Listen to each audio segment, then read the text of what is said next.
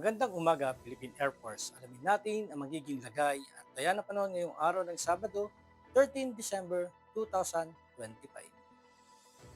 Para sa ating synoptic depression, patuloy ngang umiiral itong shear line na siyang nakakapekto dito sa Southern Luzon at Visayas. Samantalang Northeast Monsoon or hanging amihan naman ang siyang nakakapekto dito sa natitirang bahagi ng Luzon. At easterlies o mainit na hangin na nanggagaling sa karagatang Pasipiko ang siyang nakakapekto naman sa natitirang bahagi ng ating bansa. Para sa ating general area forecast, dulot nga ng shear line, asahan natin na maulap na kalangitan na may kalat-kalat na pag-ulan, pagkulog at pagkidlat dito sa Bicol Region at Eastern Visayas. Partikular na rin dito sa may Marinduque at Romblon. Asahan din natin na maulap na kalangitan na may kalat-kalat na pag-ulan sa Quezon area, dulot naman ng Northeast Monsoon. At sa Metro Manila at natitirang bahagi ng Luzon, asahan naman natin ang bahagyang maulap hanggang sa maulap na kalangitan na may mahinang pag-ulan, dulot naman ng Northeast Monsoon. At asahan din natin sa natitirang bahagi ng Visayas at Mindanao ay makakaranas naman ng bahagyang maulap hanggang sa maulap na kalangitan na may pulupulong pag-ulan, pagkulog o pagkidlat, dulot ng mga localized thunderstorm. At dito naman sa flight level wind chart, asahan naman natin dito from 2,512 feet to 5,000 feet flight level ang strong northeasterly wind flow, dulot naman ng northeast monsoon at ng shear line. So pinapaalahanan natin ang ating mga piloto na mag-ingat dahil sa mga pwedeng epekto nito, lalong-lalo na dito sa may parte ng Northern Luzon, Eastern Luzon at sa may part ng Eastern Visayas.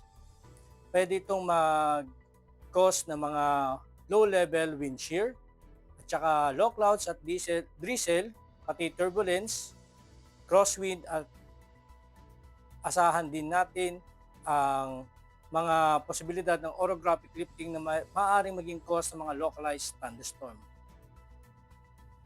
Samantala dito naman sa 10,000 feet to 18,000 feet, asahan natin na bahagyang hihina naman ang northeast monsoon dito sa may part ng Luzon. Pero asahan natin dito ang easterly wind flow dahil sa easterlies sa may Visayas at sa Mindanao.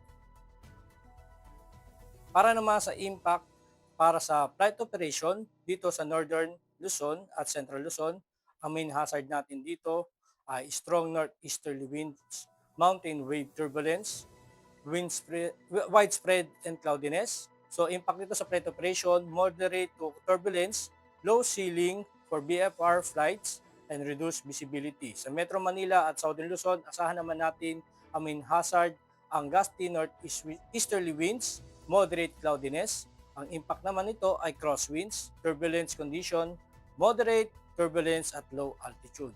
Samantala sa Eastern Visayas, asahan naman natin ang scattered to moderate rains dahil sa possible thunderstorm. So impact nito sa flight operation, magkakaroon tayo ng mga reduced ceilings, poor visibility, and occasional turbulence. Sa Central and Western Visayas, asahan naman natin ang light to moderate northeasterly winds, slight turbulence at low altitude. So ang impact naman nito, low ceilings, bumpy conditions during approach and departure. Sa Mindanao naman, asahan naman natin ang main hazard nito ang turbulence, pero ang impact naman nito sa ating flight operation ay magkakaroon naman tayo ng fair flight condition, pero asahan pa rin natin ang reduced visibility dahil sa mga localized thunderstorm. Ang araw ay sumikat kaninang 06:12 at lulubog mamayang 17:29. Meron naman tayong 34% decreasing moon illumination. At para maging updated sa lagay at taya ng panahon, i-follow lang ang aming official social media accounts ng Air Force Weather Center. At yan lang po ang lagay ng ating panahon ngayong umaga at sa ngalan po ng aming commanding officer na si Colonel Alvin John Cugador Pap Jesse, ako si Staff Sergeant Edmar B. Sagadraca Jr., Philippine Air Force Weather Forecaster ng Air Force Weather Center. Muli, magandang umaga, Philippine Air Force.